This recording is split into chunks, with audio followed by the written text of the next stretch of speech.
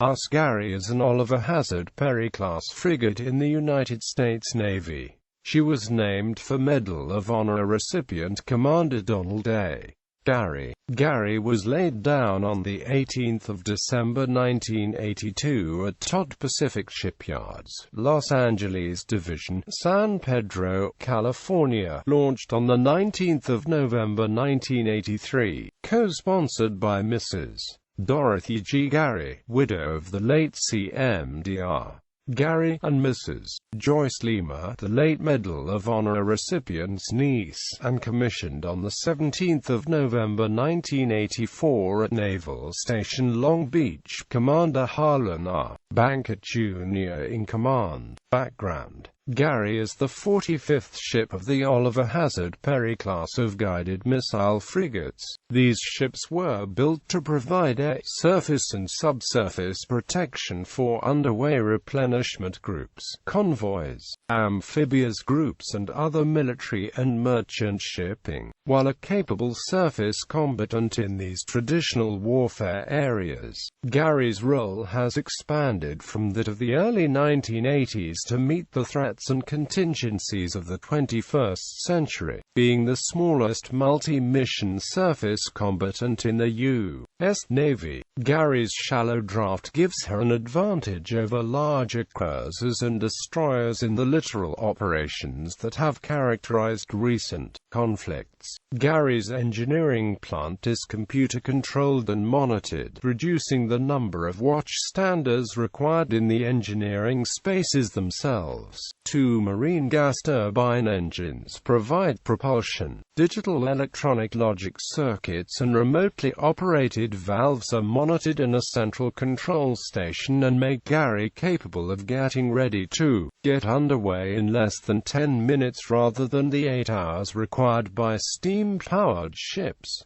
One of the U.S. Navy's premier anti-submarine warfare platforms, Gary routinely deploys for bilateral ASW exercises and real-world contingency operations in the Western Pacific and Indian Oceans. During Operation Iraqi Freedom, she displayed her versatility, deploying to the Arabian Sea, Persian Gulf, Gulf of Aden and Red Sea, conducting carrier escort and air defense, intelligence gathering and presence missions, terrorist interdiction operations, rescue at sea, and escorted dozens of merchant and military supply ships through the Strait of Hormuz and Bab el-Mandeb Strait. From 1999 to 2007, Gary was forward deployed to Yokosuka, Japan, as part of the United States 7th Fleet. During 2007, Gary completed a hull swap, crew swap with McCampbell and is now home-ported at Naval Station, San Diego. Notable history: an Iranian mine-damaged guided missile frigate Samuel B. Roberts in the Persian Gulf on 14 April 1988. On 18 April the U.S. launched retaliatory Operation Praying Mantis against the Iranian-occupied Raksh, Salman, and Siridi oil platforms. Gary coordinated her efforts with naval aircraft while protecting mobile sea bases Hercules and Wim-Brown 7 during the fighting. She even claimed to have shot down a Silkworm missile, but this was never officially credited, nor was she officially commended for her actions due to political reasons at the time. While aircraft carrier Kitty Hawk, guided missile destroyer Curtis Wilbur, and Gary, with an embarked on SH-60B Seahawk of helicopter anti-submarine Squadron 51 Detachment 5 passed through the Strait of Malacca, en route to the Indian Ocean. On 7 October 2001, they rescued 5 Indonesian fishermen from the sinking 40-foot fishing vessel. On 13 March 2003, Gary, with an SH-60B of HSL-51 embarked, assisted in the rescue of all 8 Iraqi fishermen from dhow Captain Muhammad At when she lost steerage and propulsion in heavy seas and capsized 20 miles south of the Iranian coast. On the 9th of February 2007, Gary docked at the Cambodian port of Sihanoukville. It is the first time since the Vietnam War that an American warship has docked in Cambodia. In the summers of 2012 and 2014, Gary took part in the largest Rim of the Pacific multinational naval exercise, including 23 nations and over 40 ships, while Gary, with a Coast Guard law enforcement detachment team, deployed for Operation Martio, a counter-narcotics patrol. In the eastern Pacific Ocean, she intercepted a suspicious vessel on the 4th of January 2013. The Coast Guardsmen and sailors from the ship's visit board, search and seizure team boarded the suspected smuggler and seized 600 pounds of cocaine with an estimated street value of $22 million. This was one of those vessels we were chasing in the dark. Leatrice Daniels, Gary's embarked Naval Criminal Investigative Service agent, explained, "There was great open communication with everybody involved. Everything just flowed, from pursuit to initial contact and boarding." Quote, "The investigators deemed the smuggler a hazard to navigation and sank her. This case concluded a hectic week in which Gary's crew members and Coast Guardsmen boarded 3 boats, disrupting more than 2,000 pounds of cocaine destined for the United States with a street value of $272 million. On the night of the 8th of January 2013, Gary encountered a small vessel loaded with cargo.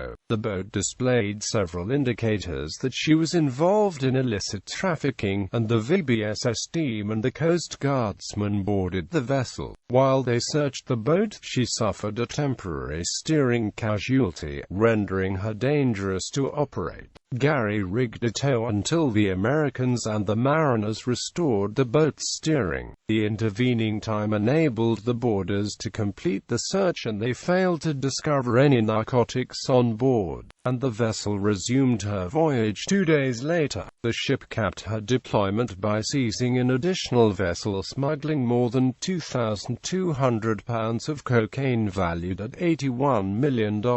It was a complex operation. Lt.